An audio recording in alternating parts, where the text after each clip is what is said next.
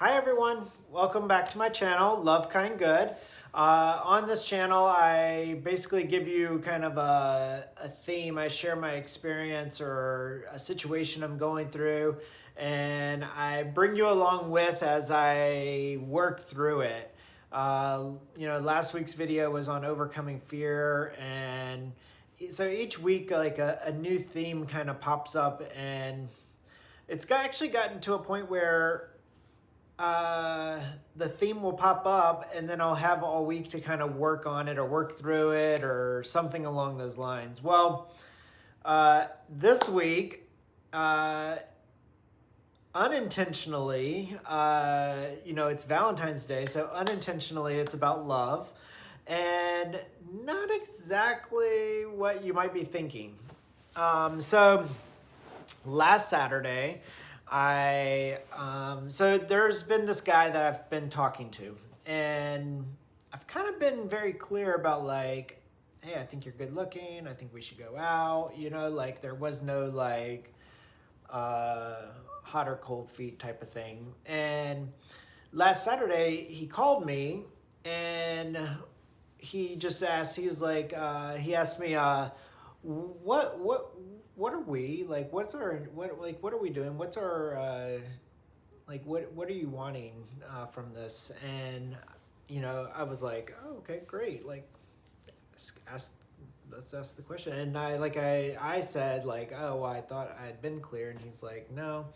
So anyways, so I said, well, my intention is to continue going out with you, and then eventually you and I become boyfriends.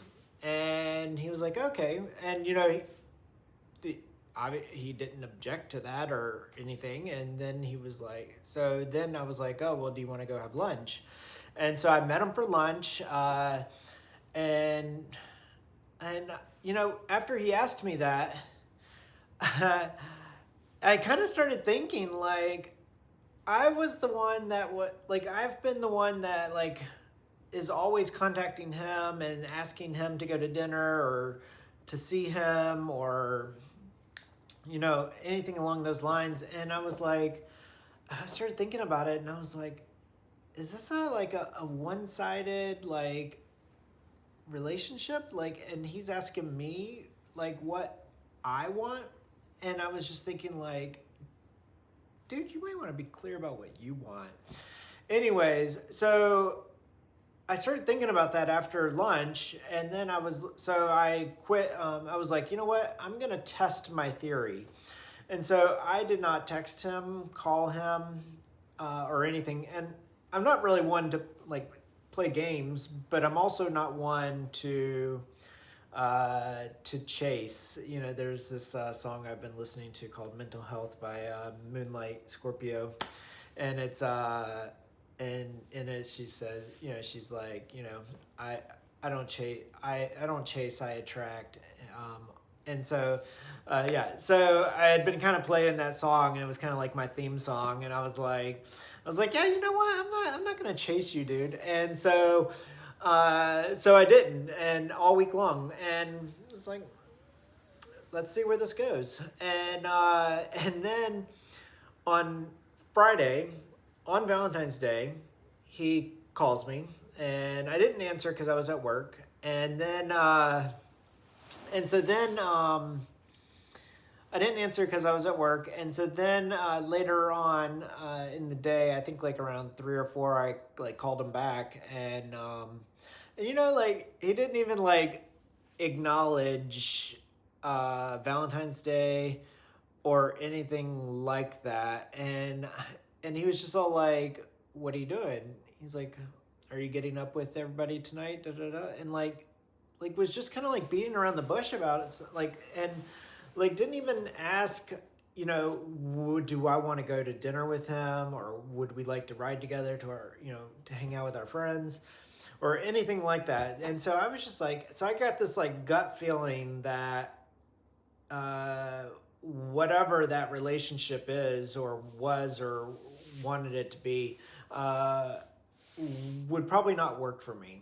And so I just told him, I had told him what, like, I was like, I had said to him, I was like, hey, I think you're a great guy. I've set my intent, I've made clear my intentions. However, your actions don't align with, what we had just discussed last week or on Saturday. And so I just told him, I was like, so I don't think us pursuing a romantic relationship is a good idea. And so I'm just like, and so it kind of like set the tone for like my Valentine's Day was like, it kind of made me bring it back in, like, I need to be my number one Valentine. And it's kind of funny. At work, we had this like little class where we made a Valentine's Day card for someone, and I made one for me, like for myself. And so on Valentine's Day yesterday, I couldn't remember what day it was. Just FYI, it's Saturday night. Um, and so yesterday, so I opened the card and I had dinner with myself, and and it kind of like, it was my first Valentine's Day single since 2010. 2010 was the last Valentine's Day I had that I was single. And I've never really celebrated Valentine's Day to begin with, even like when I was dating someone, just was, it's a commercial holiday basically. Um, anyway, so I did that yesterday, and then, and it kind of, and then I've been journaling, and I brought it back into self-love. And so, I mentioned at the beginning of this video that this video was going to be on love or Valentine's Day. I think I did. If not, I thought about it. But really what it's about is like you being your number one love, like you being the boyfriend that you want. So for me, it's, am I showing up for myself the way that I expect a partner to show up for me? Am I, supporting myself? Am I giving myself praise the way that I would want my partner to support me and give me praise? Am I acknowledging the good that's inside me like I would want my partner to? And am I being honest with myself like how I would want my partner to be honest with me? Not critical, but honest. And, today I can actually say that I am in a very good spot right now. I do show up for myself. I do practice self-care. I am pushing myself beyond my comfort zone. And you know what? That feels good to be in that place. There's this saying, like when you get, or the practice when you get on the plane, like if the oxygen mask comes down, put it on yourself before you try to help someone else. And, that's almost a universal theme of life. That's like in a relationship, you're working towards, you have two people who are coming together as a partnership in life. And, you really do have to take care of yourself first, so that way you have something to share with someone else. Otherwise, you're just going to end up depleted. And if I'm being honest, that's exactly what freaking happened in my marriage. I quit focusing on me, I guess. I don't want to say I quit focusing on myself, but I prioritized his needs or his wants over my own. And that's something that I don't want to repeat in a future relationship.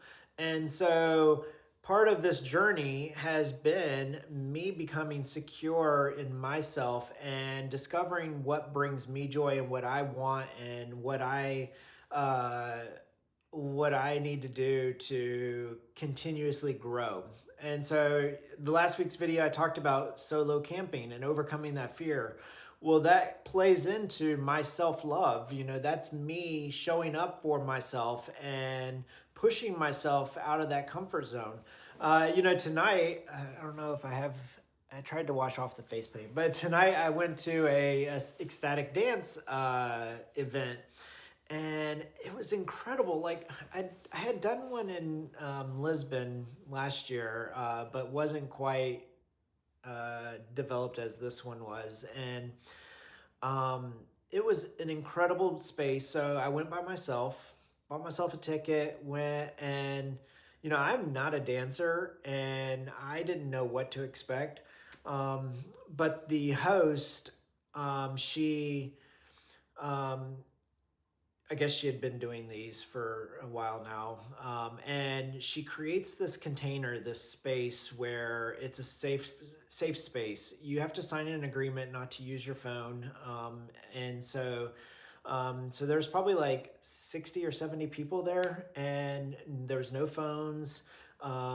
It was a community of like-minded people. And so one, people were paying to be there, and it kind of opened up with when I first got there, it kind of opened up with this cacao ceremony, where you kind of go in with you setting your intentions, and then you do kind of like a warm-up with people, and then you kind of get in a big circle, and she opens it up with a meditation.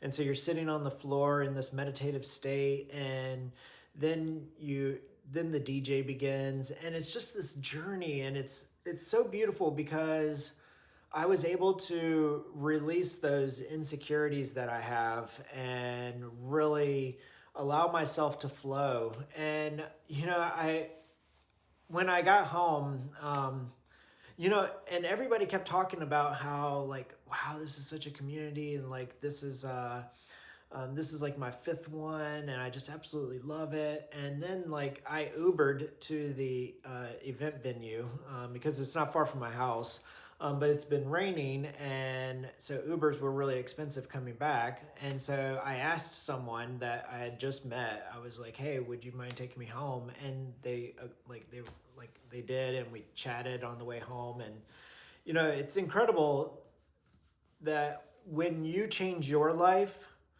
the people that you bring in, so I have changed my life, and as a result of changing my life, there have been people that I've had to let go, because they no longer supported the direction that I wanted to go in. Ex-husband being one of them. Good guy, he is a good guy, and and I do still talk to him and see him and stuff like that, and I hope that we can become friends, closer friends down the road, but right now there needs to be some separation. But I've had to let him go, and there's been other people that I've had to let go, and letting these people go and taking back my energy and my power from these people has allowed me to focus on that self-love, focus on looking inward and seeking truth from myself. And it's opened my energy field up for people who better... I don't know what that was. It sounds like a car backfiring or something. Sorry. And so, but it's opened up the space for people who align with my values and the direction that I'm going with my energy. It allows me to have them. It gives me more space to open up to let these people in, and I have been blessed with just a lot of I've just been back here in Charlotte for 2 months now, since the end of December. And the people that have come into my life since I've gotten back here is just incredible. They're loving, kind, generous, resourceful. And, that's the direction I want to go. I'm now helping people. And so anyways, I feel like I'm creating a second video out of this, but let me bring it back. So anyways, so all these things that I've been doing have been things that are promoting that self-love. When I left Mexico, I had someone tell me um, that the change that I was seeking had to come from within. And he was absolutely right. You know, in a way, you could say that he was my angel. Um, he guided me towards becoming a better person, um, and I'm very grateful for him because I don't think I would be where I am today had he not pushed me to seek my truth and seek that the work that had to be done on the inside. I was chatting with Methel on the way home, and the guy that gave me a ride, and you know, I had told him that I discovered my word at the end of 2024, and it's curiosity. And that plays into that whole spontaneity, going camping, pushing myself outside of my comfort zone. I am very curious and I just want to be very playful. I don't want to take myself serious anymore. There was a time for that, but it didn't serve me well, and being serious. And now I have taken my life in a separate direction or a different direction, and that direction is now towards curiosity and playfulness. And so, sorry, the point of that was when I had said that, he said, "Oh my God, so mine for 2025 is impulsive curiosity." And so he is also on a journey to becoming more playful and more curious. And so it's just fascinating that the guy that I just happened to ask to take me home is having a similar experience as me. And that's the power of opening up your energy field to like people, like kind people. So anyway, you know, um, even though Valentine's Day I was alone, I wasn't really. I have wonderful friends. I was with colleagues, and I know that, well, one, so Valentine's Day is, again, more of a commercial holiday, but the general theme around it is being a couple. And even though I don't have a boyfriend right now, I still truly believe in love. But the love that I seek also needs to be a reflection of the love that I have for myself. That's pretty powerful. Anyways, I'm thankful that you guys have all joined me, and if you stayed this long, you can keep that little nugget there at the end there for your you can use that post on social media. And I love each and every one of you, and I hope you have a great week, and we'll see what comes up next week. Take care and see you soon. Bye.